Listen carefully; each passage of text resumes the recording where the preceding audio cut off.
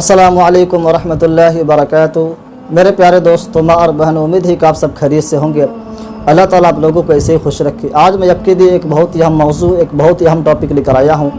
وہ ٹاپک یہ ہے کہ جیسے کہ آپ سب معلوم ہے، رسوائے زمانہ مستاق رسول وسیم رضوی کی جانب سے قرآن مقدس پہ جو تنقید کی گئی کہ قرآن مقدس میں جو 26 آیت ہیں، وہ 26 آیت سماج میں دہشت گردی، ٹیرورزم کو بڑھاوا دیتی ہے اور قتل و جدال پہ ابھارتی ہے، اور اس کے تعلق سے ان آیت کو سپریم کورٹ میں کوٹ کیا گیا اور وہاں پہ پٹیشن دائر کی گئی۔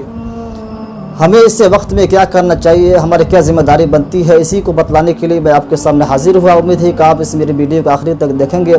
اگر آپ میرے چینل پہ نئے ہیں تو میرے چینل کو سبسکرائب ضرور کریں تاکہ آپ تک مزید درست معلومات پہنچتی رہے۔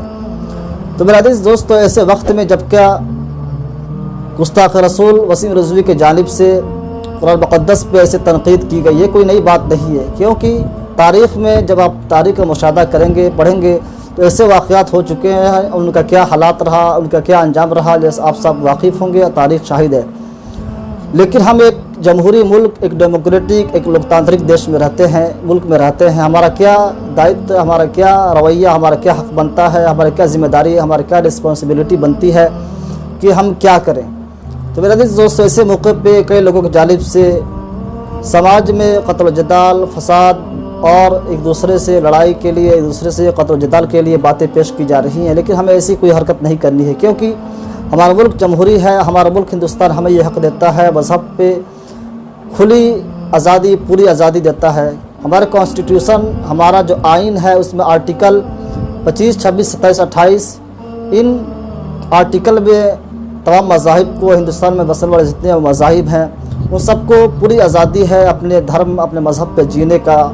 یہاں تک کہ اس مذہب میں سپریم کورٹ کو بھی ہستکچیپ یا کسی طرح کا کوئی مداخلت کرنے کا حق نہیں ہے۔ جو وسیم رضوی کی جانب سے سپریم کورٹ میں جو یاچیکا، جو پٹیشن دائر کی گئی، اس میں سپریم کورٹ کا کیا رویہ ہوگا آگے کی بات ہے، لیکن میری امید ہے اور تمام مسلمان ہند کا یہی امید ہے کہ سپریم کورٹ اس میں مداخلت نہ کرے گی، کیونکہ مذہب میں مداخلت کرنا اس کا حق نہیں ہے۔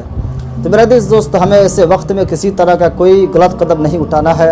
رہی بات قرآن مقدس کو بدلنے کی، تو ہمیں اس بات کو پختہ، ہمیں اپنے ذات سے بھی کہیں زیادہ یقین ہونا چاہیے کہ قرآن کی ایک ایک آیت، زبر، یہاں تک کہ زبر زیر پیش کو بھی کوئی نہیں بدل سکتا، کیونکہ اللہ تبارک و تعالیٰ خود فرماتا ہے لا تبدیل لکلمات اللہ، کہ اللہ تعالیٰ کی کلمات کو کوئی شخص نہیں بدل سکتا۔ قیامت تک آنے والے انسانیت کے لیے اس چیز کا یقین ہونا چاہیے، اس چیز کا پورا یقین ہونا چاہیے کہ کوئی بھی شخص اس کی ایک آیت کو بھی نہیں بدل سکتا۔